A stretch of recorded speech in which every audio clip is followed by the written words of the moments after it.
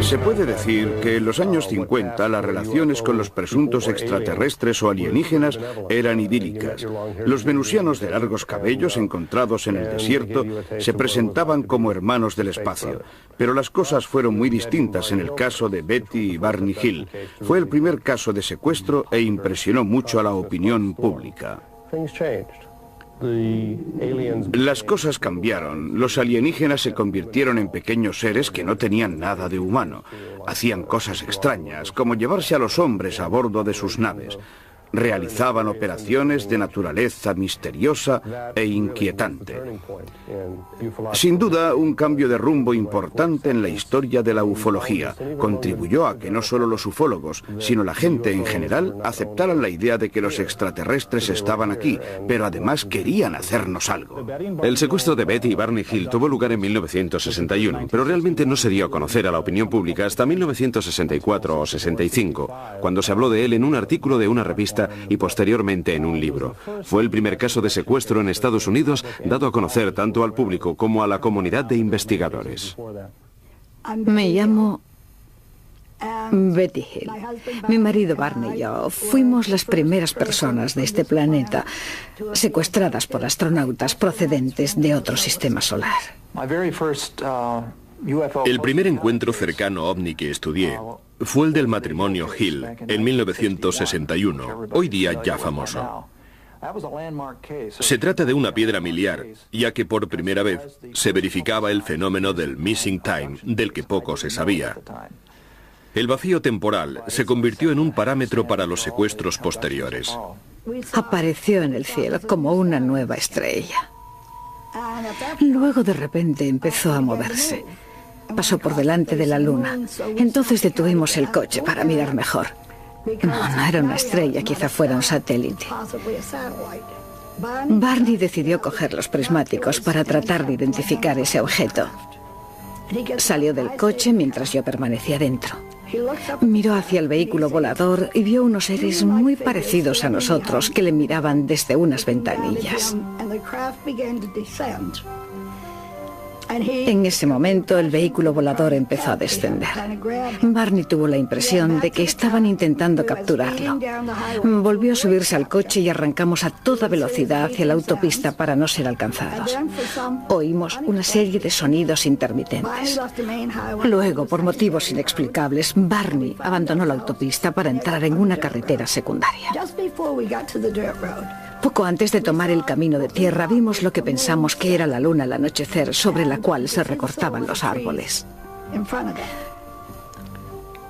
Luego dejamos el camino para dirigirnos hacia casa. En cuanto entramos en la autopista, volvimos a oír esos ruidos intermitentes, tras lo cual nos fuimos a casa. Fui a Portsmouth, en New Hampshire, para entrevistar a la pareja. Obviamente se trataba de un encuentro cercano. Nunca hasta entonces me había hallado ante un caso parecido, y era escéptico. Pienso que es bueno ser escépticos cuando se analizan casos de esta índole. Pero después de interrogarles por espacio de 6 o 7 horas, quedé muy impresionado por la sinceridad de su testimonio. Los seres eran 11. Había uno que, para identificarlos mejor, decidimos que debía ser el jefe. Era el que se expresaba en inglés. Luego estaba el examinador que realizaba las pruebas. Y los demás, que en nuestra opinión eran miembros de la tripulación, porque estaban fuera, en el corredor. Eran 9. Los rasgos de mis 2 examinadores eran básicamente similares. Me examinaron los oídos, la nariz, la garganta, los ojos y tomaron muestras de cabellos y piel. Estaban muy interesados por nuestros pies. Me tumbaron sobre la mesa y trataron de introducirme un instrumento puntiagudo en la vagina. Me dijo que era una prueba de embarazo. Yo repliqué que no existían pruebas de embarazo, que pruebas así eran desconocidas en nuestro planeta. 2 semanas después del encuentro, Betty comenzó a tener pesadillas. Empezó a atribuirlas al vacío temporal experimentado mientras volvían a casa, y que podía haber generado esos sueños recurrentes. En los sueños, Los Hill dejaban la carretera principal para tomar una pista forestal en una zona muy boscosa. Eran detenidos por seres alienígenas, conducidos a bordo del vehículo volador, examinados y posteriormente liberados. Dado que nunca se había oído nada parecido, centré mi atención en la primera parte del encuentro en la carretera, pues el resto podía haber sido añadido por la fantasía onírica de Betty. Pero también podía tratarse de un verdadero secuestro. Es posible que fueran secuestrados por delincuentes comunes y que la mente de Betty hubiese añadido el resto. Por otra parte, Barney no tenía en aquella época ningún recuerdo del secuestro. Barney era de ideas algo cerradas y para él fue un shock emocional notable. Empezó a tener problemas de salud. Estados de ansiedad, saltos de tensión, problemas de estómago. Y no respondía a los tratamientos. Su médico pensó que quizá la impresión, el shock, le impedían curarse. Envió así a Barney a un psiquiatra que trabajaba en su mismo edificio. Barney empezó a acudir a su consulta con regularidad y hablar de su infancia y todo lo demás. Un día, nada más entrar, el psiquiatra le preguntó: ¿qué habéis hecho durante el fin de semana? Barney dijo que habíamos ido al campo a buscar aquel lugar. El doctor le interrogó durante largo tiempo y después de esa sesión nos remitió a Barney y a mí al doctor Benjamin Simon. 3 años después, fueron ambos hipnotizados por el doctor Benjamin Simon, de Boston. El escenario era el de un secuestro alienígena, como ya se sabe.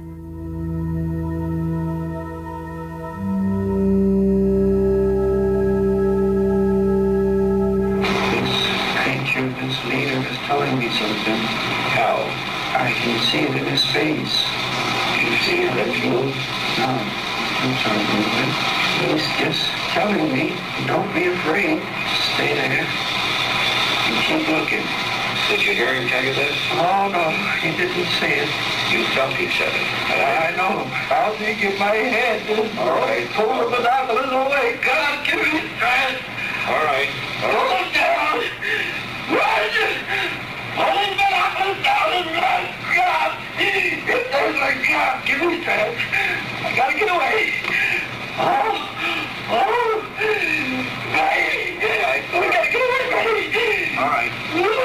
Calm down. I'm tired. I gotta get away. Oh. Calm down. You're still asleep. I said to him, this has been quite an experience that no one would ever believe me. And that what I needed was some proof that this had really happened. He laughed. Will you come back? Can we work out something? And he said, I don't know. It's not my decision to make. If we decide to come back, we'll be able to find you all right. Well, I said, but I don't live around here. I don't live in this area. And he said, we'll find you. And I said, how? How will you find me? I'll name the people. And he said, we will. We do find those we want to. And I said, well, now what do you mean by that remark? And he just laughed. Desearía subrayar que mi campo específico de investigación era la astronomía. Al término de una sesión de hipnosis, Betty consiguió extrapolar de la memoria el boceto de un mapa estelar que el jefe de los alienígenas le había mostrado.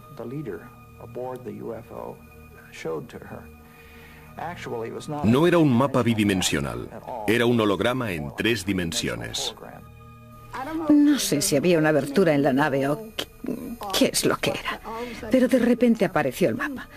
El ser, sin embargo, no había activado una pantalla que era aproximadamente de 60 por 90 centímetros. Era tan real, exactamente como mirar el cielo. Y algunos de los objetos del mapa parecía moverse lentamente. Me preguntó si a partir del mapa podía decir dónde nos encontrábamos. Le respondí que no. Me dijo que era una información importante, sin la cual era imposible mostrarme de dónde venía. Tras lo cual, empujó algo y el mapa desapareció. Las dos estrellas más grandes aparecían como objetos sobre el fondo. Por consiguiente, debían de ser bastante grandes. Probablemente eran las estrellas base. Eran visibles unas líneas más marcadas entre las dos estrellas, que indicaban tráficos intensos, rutas comerciales, o al menos eso explicó el jefe. Otras líneas continuas llegaban a estrellas que los alienígenas, al parecer, habían visitado, mientras que las líneas discontinuas o punteadas indicaban las posiciones más lejanas, donde ellos habían estado solo una vez o en pocas ocasiones. Años más tarde, una profesora de Ohio, Marjorie Fish, decidió comprobar si el mapa respondía a la realidad y establecer si existía una configuración de 12 estrellas como la de Betty Hill. Por cuanto respecta al mapa estelar, posteriormente entró en contacto conmigo una profesora de Ohio, Marjorie Fish. Entablamos una densa correspondencia hasta que me dijo que quería venir a casa para hablar conmigo. Pasamos días enteros hablando de ese mapa. Me hizo muchas preguntas. Volvió a casa y se puso a construir modelos utilizando cajas de cartón. Situó nuestro sistema solar en el centro y comenzó a calcular las distancias en años luz. En un periodo de unos 6 años, construyó modelos tridimensionales de las aglomeraciones estelares en movimiento más próximas al Sol. Al final, colocó casi todas las estrellas en las mismas posiciones que yo había visto en aquel mapa. Pero faltaban 2. No fue capaz de completar la investigación hasta que los astrónomos descubrieron esas 2 estrellas en 1969. Al principio pensó que encontraría varias posiciones que casualmente reprodujeran características similares a las de la descripción realizada por Betty Hill. Pero no fue así. Durante 6 años no fue capaz de encontrar una relación. Hasta que un día, tumbada boca arriba, miró el cielo desde un ángulo especial. El cuadro completo de las 12 estrellas apareció ante sus ojos. Todas las estrellas habían sido identificadas y por consiguiente parecía poco probable que se tratara de una coincidencia casual. Las 12 estrellas, unidas por líneas continuas o discontinuas, resultaron ser potenciales estrellas idóneas para sostener vida. Su espectro era muy similar al de nuestro Sol, y en sus órbitas podían albergar planetas. Puede que allí existan formas de vida. ¿Cuál es la probabilidad de encontrar 12 estrellas unidas de esta manera, en un espacio enorme con cientos de estrellas? Pero solo esas 12, en esa zona, parecían habitables, y todas estaban unidas entre sí como si hubieran sido visitadas por inteligencias no terrestres. El caso Hill es uno de los más significativos en la investigación sobre ovnis por cuanto respecta a los secuestros. La razón por la que yo creo que el caso Hill es auténtico es porque tuvo lugar muy al principio del fenómeno ovni, cuando las personas que refirieron la experiencia, Betty y Barney, no podían tener ideas preconcebidas. Entonces no existían noticias en ese campo que pudieran sugerir los datos referidos por ellos. Pero existen otros aspectos interesantes en el caso Hill. En primer lugar, la intervención de un experto en hipnosis muy cualificado. Luego, el hecho de que 2 personas hayan ofrecido testimonios, al menos parcialmente independientes, que coincidan. Por otro lado, existe el famoso mapa estelar. El hecho de que el testimonio de Betty Hill todavía hoy muestre cierto sentido lógico hace que la historia resulte coherente de principio a fin, y ello la incluye entre los casos clásicos de ufología que no pueden ser fácilmente rebatidos por los escépticos, al margen de sus opiniones. Ha sido una interesante coincidencia de factores. Si Barney Hill no hubiese reaccionado tan mal frente a esa experiencia, manifestando problemas psicológicos, insomnio, úlcera, etc., quizá no habría consultado a un médico y el médico no le habría aconsejado acudir a un psiquiatra para sacar a la luz algún trauma enterrado. Se produjeron, pues, interesantes coincidencias y anomalías en relación a este primer caso. De cualquier forma, si las cosas no se hubiesen producido en el orden exacto en que se produjeron, tanto desde un punto de vista médico como a través del trabajo de investigadores serios como Walter Webb y otros, habrían sido necesarios otros 10 años para que la realidad de los hechos saliera a la superficie.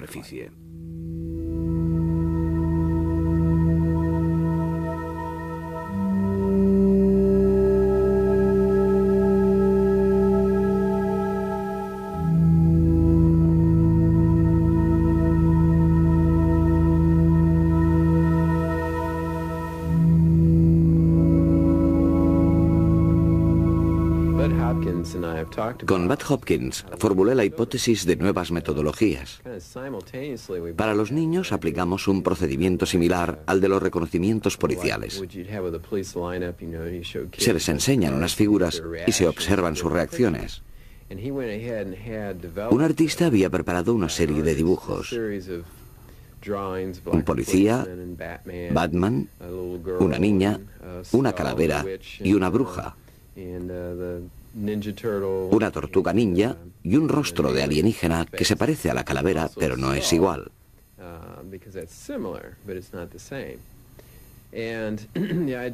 La prueba puede utilizarse de muy diversas formas. En primer lugar, para provocar una reacción inmediata. En segundo lugar, para obtener del niño imágenes asociativas, o bien para estimular en el niño la elección de dos dibujos a describir por separado. Todo tiene lugar en un contexto de juego. El niño observa la serie de 10 dibujos, Papá Noel, Batman, etc. Y la pregunta fundamental es, ¿sabes quiénes son? Se obtiene así una prueba de proyección. No obstante, si una imagen despierta su fantasía, generalmente el niño se adentra en el tema, consciente o inconscientemente. Es una prueba que no somete al niño a ningún tipo de estrés. Se obtienen datos inmediatos. Un ejemplo reciente es el de una niña de 3 años y medio. Su madre es psiquiatra. Fue otro psiquiatra, un amigo de la familia, quien llevó a cabo la prueba. Se trataba de un juego. La niña se comportó de forma muy lógica. Papá Noel, Batman, policía. Pero cuando llegó al alienígena dijo, este es el hombre que de noche entra en mi habitación. Entra y volamos por la ventana y vamos sobre una luz azul. Llegamos a una habitación. Mamá, tú también estás algunas veces. Te he visto sobre una mesa y no tenías ropa puesta. A la madre, naturalmente, le costó afrontar la situación.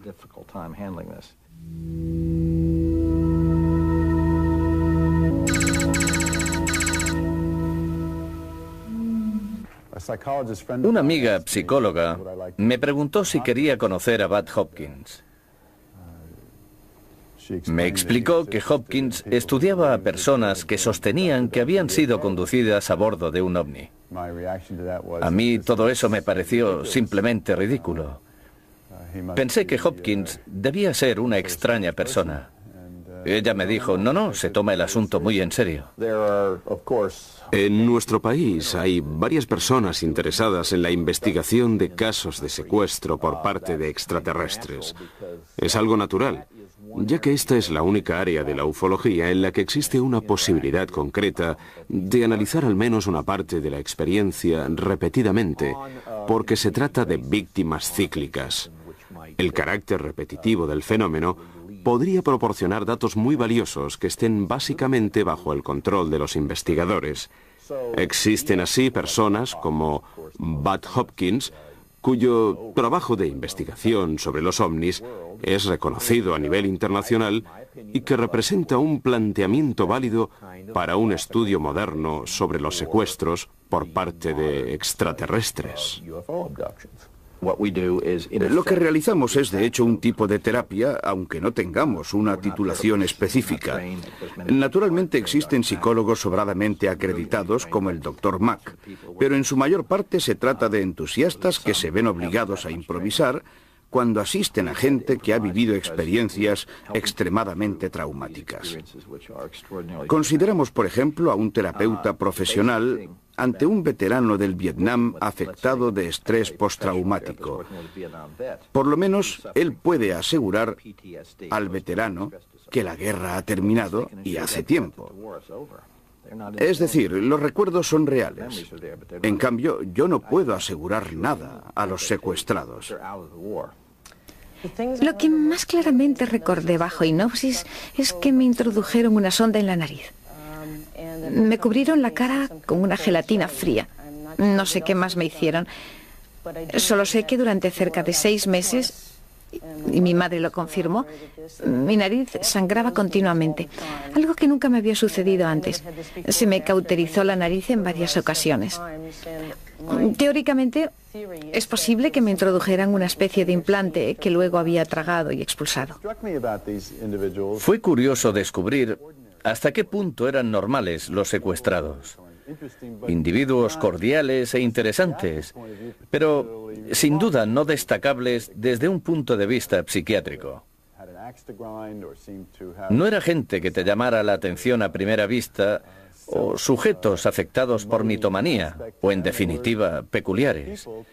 Eran simplemente personas que se habían encontrado en su vida con un fenómeno extraordinario. El de Kathy Davis es otro caso importante del libro de Bud Hopkins, Intruders. Kathy Davis ha sufrido también una larga serie de encuentros a lo largo de los años.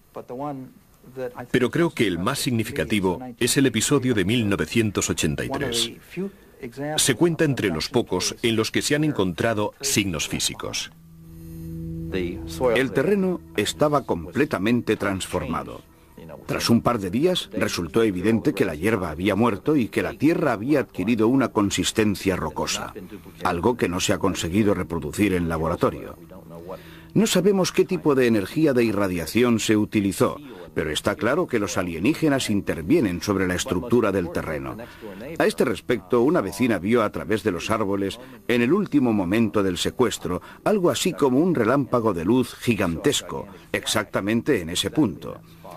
Los objetos empezaron a moverse hacia su casa con un ruido tal que interfería con los electrodomésticos. Asustada pensó en un terremoto. Las luces empezaron a relampaguear para luego apagarse definitivamente. Y esto es interesante.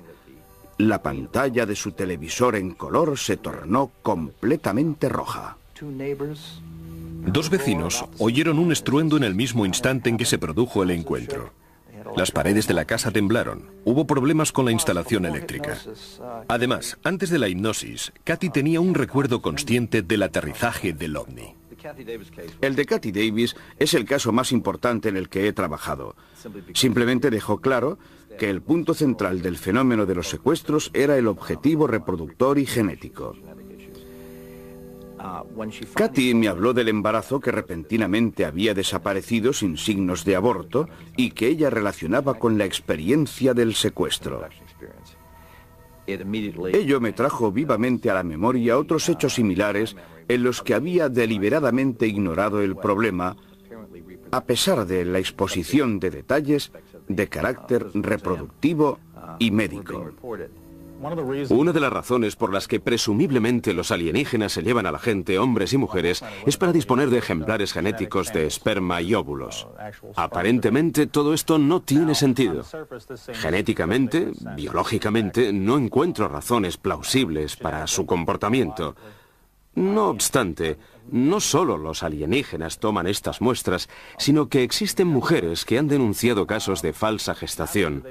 Mujeres efectivamente embarazadas que piensan que su gestación ha sido inducida por esas criaturas. Tras 2 o 3 meses sufren otro secuestro y el niño les es extraído del útero. Cuando se despiertan, al día siguiente, ya no existe embarazo. y el médico no sale de su asombro. He estudiado los casos de 4 o 5 mujeres que han descrito experiencias que tuvieron a los 4 o 5 años. Recordaban agujas que penetraban en su región abdominal ovárica y simultáneamente en la vagina. Se trataba de niñas cuyos ovarios no habían alcanzado aún la madurez. Muestras de esperma han sido extraídas de individuos varones, obviamente después de la pubertad. En resumen, una persona puede ser secuestrada a intervalos a lo largo de los años. Al hallarme ante un número tan elevado de casos de esta índole, me he sentido francamente disgustado. El caso de Katy Davis nos llevó a plantearnos la hipótesis de que esta mujer fuera utilizada en algunos experimentos clínicos con fines reproductivos. En este caso, un día, una mujer embarazada de 7 meses se despertó presa del terror después de que la habitación fuera invadida por una luz azul. El feto había desaparecido y tampoco había signo alguno de aborto. Un feto de 7 meses no desaparece así. Los casos se cuentan hoy por docenas. Pero esto confirma lo que yo considero el punto central de todo el asunto. Es el intento de crear híbridos, de crear una nueva raza o una nueva especie. Pienso que es muy importante empezar a dar al fenómeno la debida importancia, porque el número de personas que parece que han tenido este tipo de experiencias van de las 100.000 al millón, teniendo en cuenta solo este país. No es conveniente, por ahora, intentar definir con precisión el número mundial de secuestros. En cualquier caso, creo que una estimación de varios miles no es realmente comprobable mediante los datos. Pero, por otro lado, es verdad que han sido analizados cientos de casos. Así pues, supongo que se trata de varios miles, una cifra creíble. Aceptemos la hipótesis del 1% de la población. Bien, esto equivale a 250 millones de personas. Es un montón de gente para empezar. Considerando el 10% de la población, nos encontramos con 25 millones de personas. Un porcentaje así podría ser el correcto, y resulta escalofriante. No dispongo de cifras reales, pero el fenómeno afecta a un número de personas mayor del que se cree. Yo diría que probablemente se trata de un número considerable. Al principio se produjo el caso de Betty y Barney Hill, un caso simplemente único. Pero en 10 años, los informes se han multiplicado y siguen aumentando. Su número ha crecido tanto como para confundir a los investigadores. Y una estimación exacta requeriría muchísimo trabajo. Los casos de secuestro han pasado a ser del dominio público porque ha aumentado el material informativo, como libros, películas, televisión, etc. Existe una red de información a la que la gente puede acudir, o mejor dicho, un canal para comunicar sus experiencias.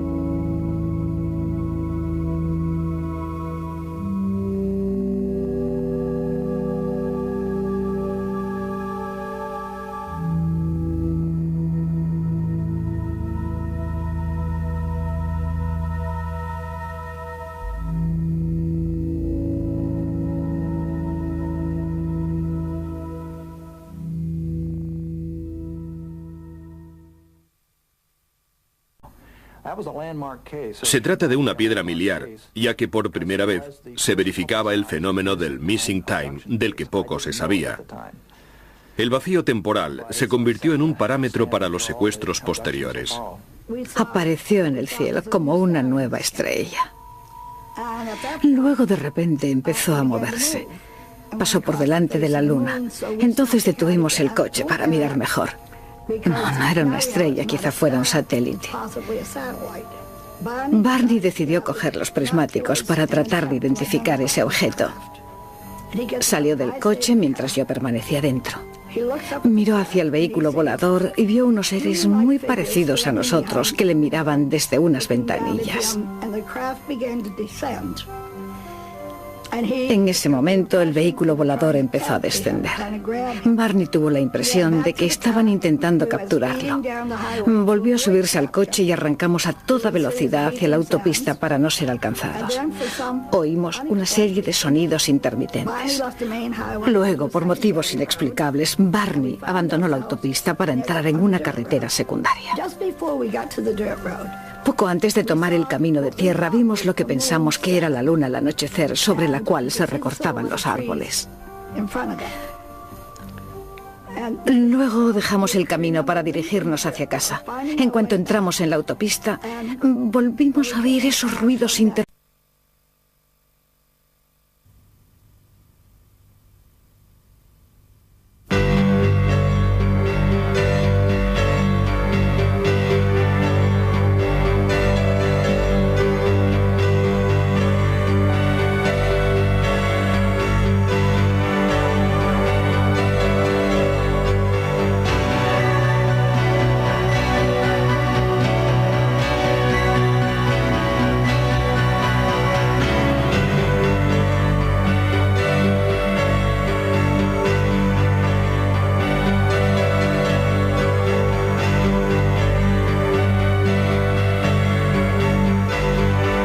Se puede decir que en los años 50 las relaciones con los presuntos extraterrestres o alienígenas eran idílicas.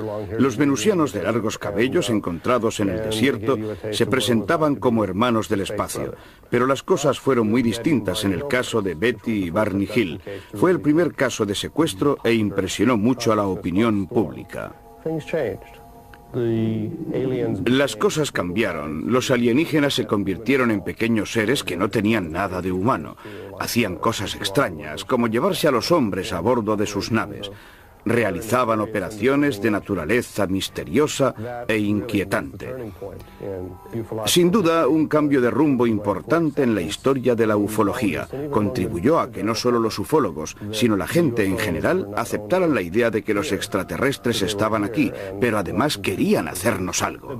El secuestro de Betty y Barney Hill tuvo lugar en 1961, pero realmente no se dio a conocer a la opinión pública hasta 1964 o 65, cuando se habló de él en un artículo de una revista y posteriormente en un libro. Fue el primer caso de secuestro en Estados Unidos dado a conocer tanto al público como a la comunidad de investigadores. Me llamo Betty Hill. Mi marido Barney y yo fuimos las primeras personas de este planeta secuestradas por astronautas procedentes de otro sistema solar. El primer encuentro cercano ovni que estudié fue el del matrimonio Hill en 1961, hoy día ya famoso.